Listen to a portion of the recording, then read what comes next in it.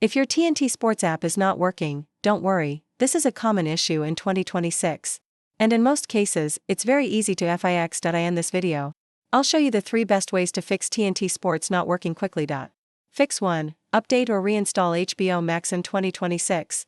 TNT Sports is mainly accessed through HBO Max, so if something isn't working, this is the first thing you should check. Go to your App Store or Play Store and check if there's an update available. If yes, install it. If the problem continues, delete the app, reinstall it again. This fixes most bugs and loading issues.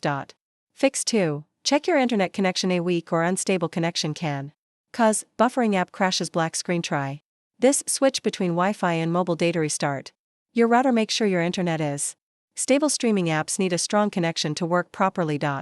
Fix 3. Log out and log back in. Sometimes the issue is related to your account. Open HBO Max. Then, log out of your account, close the app completely, open it again and log back in. This refreshes your session and can fix playback or access issues. Bonus tips: make sure your subscription is still active. Check if TNT Sports is available in your region. Restart your device if nothing works. Quick summary: update or reinstall the app, check your internet connection, log out and log back in, and that's it.